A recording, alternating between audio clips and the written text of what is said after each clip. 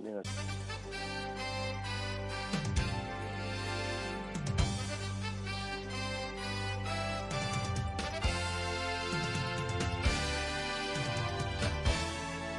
시민보의 시선 집중. 청취자 여러분 안녕하세요. 뉴스타파 기자 심인보입니다.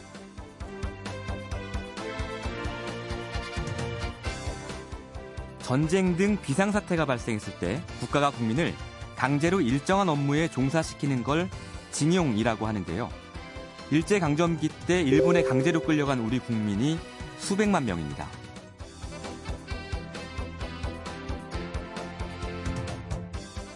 대법원이 어제 강제징용 피해자의 손을 들어줬습니다.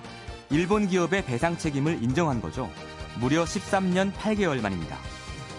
소송을 제기한 4분 가운데 3분은 그 사이 세상을 떠나셨습니다. 이번 판결이 주목되는 건 1965년 박정희 정권 때 맺어진 한일협정으로 개인 청구권까지 소멸되지는 않았다고 한 겁니다. 앞으로 비슷한 소송이 이어질 수 있다는 얘기죠. 일본 정부는 결코 수용할 수 없다고 밝혔습니다. 예상됐던 반응이죠. 현재 일본의 부총리 겸 재무상은 아소 다로라는 사람입니다. 창씨 개명은 조선인이 원했다, 이런 망언으로 유명한 사람인데요. 아소 부총리의 집안은 아소 탄광을 운영해서 큰 돈을 벌었는데 탄광에서 강제노동을 해야 했던 한국인 징용자가 무려 1,623명입니다.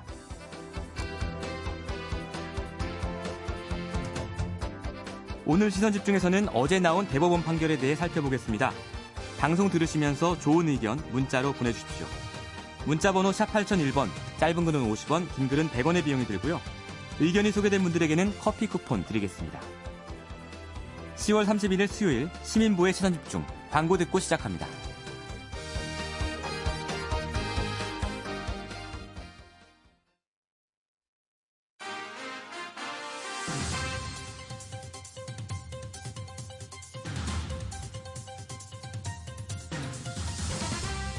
어제 대법원이요, 일제강점기 때 강제징용됐던 피해자들에게 일본 기업이 1억 원을 배상해야 한다, 이런 최종 판결을 내놨습니다.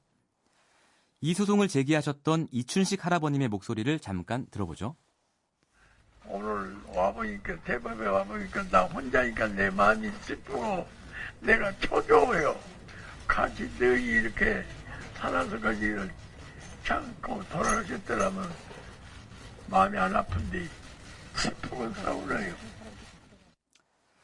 오늘은 나 혼자라서 마음이 슬프고 눈물이 난다, 이런 말씀이 참 아프게 들리는데요. 저희 시선집중 제작진도 어제 현장에서 이 말씀을 직접 듣고 왔습니다. 사실 이 소송은 4분이 시작을 하셨던 건데 어제 대법원 확정 판결까지 13년 8개월이라는 시간이 걸리면서 이 이춘식 할아버님만 남고 다른 3분은 돌아가셨습니다. 어제 영정사진으로 법원에 출석을 하셨는데요. 일본 정부는 어제 우리 대법원 판결에 대해서 절대 못 받아들인다라고 했습니다. 그렇다면 일본 기업의 배상을 강제할 방법은 없는 것인가? 많은 분들이 바로 이 점을 궁금해하고 계시는데요. 국회 외교통일위원회 위원이시기도 하고요. 어제 법정에서도 직접 찾아가셨다고 하는데 민주평화당 천정배 의원 연결해서 대법원 판결 이후 남은 과제들에 대해 이야기해보겠습니다. 의원님 안녕하세요. 안녕하세요. 천정배입니다. 네, 오랜만입니다. 예, 안녕하세요. 네, 어제 법정에 직접 가신 거죠? 그렇습니다. 네, 뭐 특별히 법정에 직접 가신 이유가 있습니까? 우선 제가 외교통일위원회에서요. 네. 문제에 대해서는 제 상임위원회에서 다루기도 했고 앞으로도 또 다뤄야 될 문제이기 때문에 그 점도 있고요. 예. 또 이 소송은 제가 직접 그렇게 열심히 한 건 아닙니다만은 또 제가 과거에 몸담고 있던 변호사 사무실에서 대리를 했기 때문에 네. 저도 이제 그 이름만은 좀 걸어졌던 적도 있습니다. 변호사로서도요. 그렇군요. 가봤습니다. 예. 변호인단의 한 분이셨던 거군요. 했었죠. 예. 그러면 대법원에서 이제 판결문 읽는 것도 직접 들으셨을 것 같아요. 예, 그렇습니다. 예. 또 판결도 문도 그다음에 50쪽 분량의 판결서도 꼼꼼히 읽어봤습니다. 네. 이번 판결의 의미를 어떻게 볼 수 있을까요? 이번 판결은 우리 민족의 역사와 인권의 역사에 길이 남을 만한 판결이다고 생각합니다. 우선 대법원이 한국의 최종적인 판정기구인 대법원이 네. 첫째는 일제 식민 지배가 불법이고 무효임을 확인했습니다. 네. 굉장히 중요한 겁니다. 예, 예. 일본의 식민지 지배 자체가 불법이다 하는 것을 확인했고요. 지금까지는 그런 게 없었습니까? 뭐 있었을 수 있겠습니다만은 예. 이렇게 정면으로 문제를 다룬 판결이 기억나지 않습니다. 예, 예, 예. 예, 둘째로는 이제 강제징용 피해자들의 손해배상 청구권이 네. 1965년에 체결된 한일 청구권 협정 예, 예. 있었지 않습니까? 이 예. 청구권 협정에도 불구하고 소멸하지 않았다. 이것을 인정했습니다.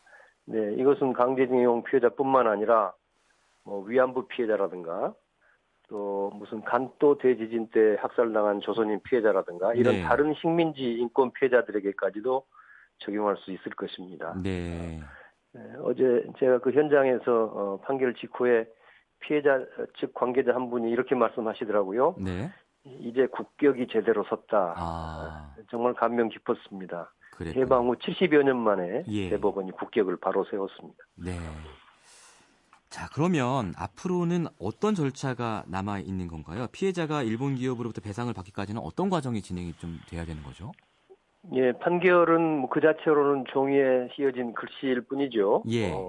근데 이것은 이제 집행해야 되는데 우선은 그 피고인 신일철 죽음 주식회사가 스스로 배상금을 내놓을지가 문제죠. 예, 일단 안 그럴 것 같은데요, 지금 분위기로는. 근데 반드시 그렇지는 않습니다. 아, 과거에 그래요? 예. 신일철 죽음은 일본에서 예. 한국인 피해자 측과 합의를 한 적도 있다고 합니다. 일본에서요. 예, 예. 또 2012년 5월 이번 판결의 전신이라고 할 수 있는 파기환송 판결이 있었죠. 예. 예, 그 판결 직후에 한국의 확정 판결을 따르겠다 이런 입장을 보이기도 했다고 합니다. 그랬군요. 그래서 한번 기대해 볼 수 있겠고요. 예. 뭐 신일철 죽음이 스스로 배상을 한다면 네. 아마 돈으로 환산하기 어려운 신용과 또 평가를 얻게 될 것이겠죠. 네. 알겠습니다. 일단은 신일철 죽음이 배상에 응할 가능성도 있다. 이렇게 말씀을 해주셨고요. 이제 일본 정부는 근데 지금 굉장히 격양된 반응을 보이고 있지 않습니까? 그래서 일본 정부의 입장과 또 신일철 죽음의 입장은 또 다를 수도 있을 것 같거든요. 그렇죠. 신일철 죽음은 물론 자기 정부의 입장도 고려하겠지만은 당장 자신들이 돈을 내라는 판결을 집행될 수 있는 거 아닙니까? 네. 그러니까 지금 국내에 포스코 주식을 3% 넘게 가지고 있다 하는 얘기가 있습니다. 그 주식 압류할 수 있습니다. 국내에 있는 재산이니까요. 만약 그걸 압류하게 되면은 어차피 강제로 물어줘야 될 일입니다.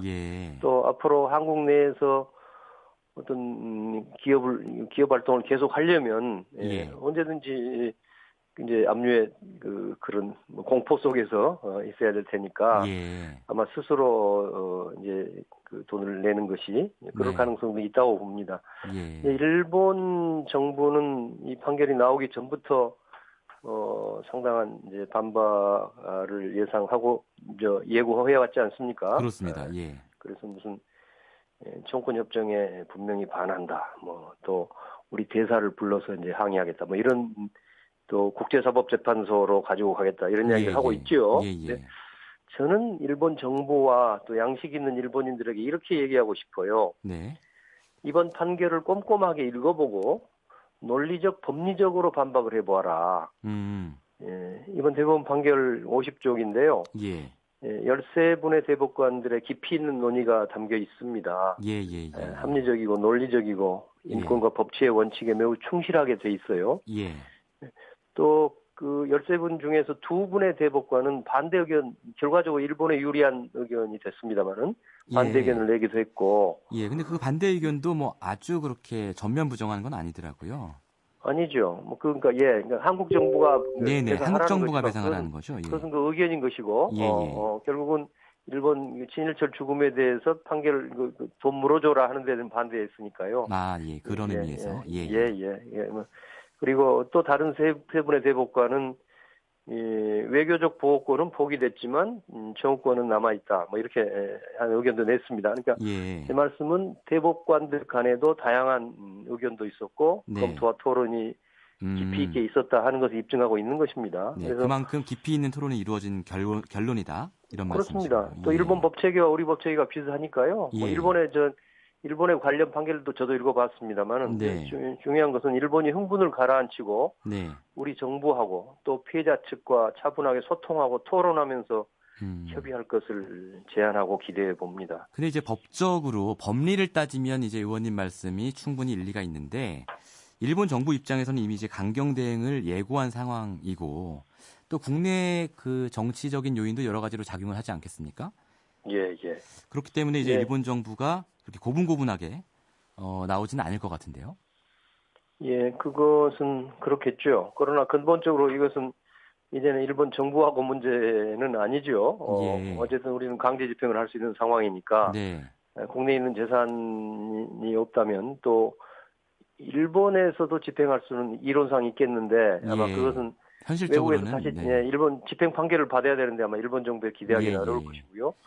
또 그 신일본 그 주금이라는 회사가 만약에 네. 제3국의 재산을 갖고 있으면 뭐 그 나라도 찾아가서 뭐 예. 여러 가지 집행을 시도해 볼 수 있는 거란 말이에요. 예. 예, 그런데 그래서- 의원님 어제 예. 이제 MBC 보도를 보니까 이 신일철 주금이죠. 주금, 신일철 예, 주금이 예. 갖고 있는 포스코의 주식이 3.3%인데 이게 뭐 무려 예. 7,500억 원어치이긴 맞습니다. 그런데 예. 이 주식을 구입할 때 국내가 아니라 해외 금융기관을 통해서 구입을 했기 때문에 우리 예. 법원이 강제 집행하기 좀 어렵다라는 의견이 많다는 이런 보도가 나오더라고요. 뭐 그 점에 관해서는 좀 더 법률적 검토가 필요할 것 같아요. 네네. 저도 권위 있게 말씀드릴 수는 없지만 예.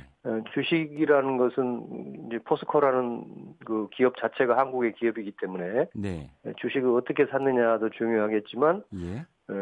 결국은 그 기업의 소재지인 한국의 재산이 아닐까 이렇게 해볼 수 있지 않을까 보입니다. 원론적으로는 그 점은 좀 더 앞으로 이제 세세히 검토가 필요하겠죠. 그렇군요.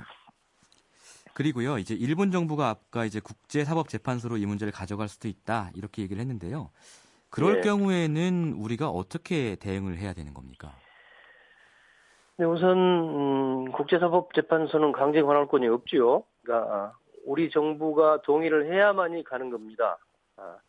그러니까 일본 정부가 일방적으로 자기 마음대로 갈 수 있는 게 아니에요. 우리가 그런 동의를 해야만 의미에서 되는군요. 예. 그렇습니다. 그런 의미에서 일본이 국제사법소에 가겠다, 사법재판소에 가겠다 하는 것은 일종의 어떤 퍼포먼스로 보이죠. 예. 그리고 위안부 문제도 그렇습니다만 강제징용 문제도 우리가 국제사회에서 꿀릴 이유가 없는 사안이죠. 도덕적인 우위를 확고하게 갖고 있는 문제입니다. 네. 우리 스스로가 굴욕 외교를 하지 않는다면 국제사회에서도 얼마든지 우리 입장을 인정받을 수 있다고 생각합니다. 그렇군요. 사실 우리 정부부터가 반성하고 각성해야지요. 예.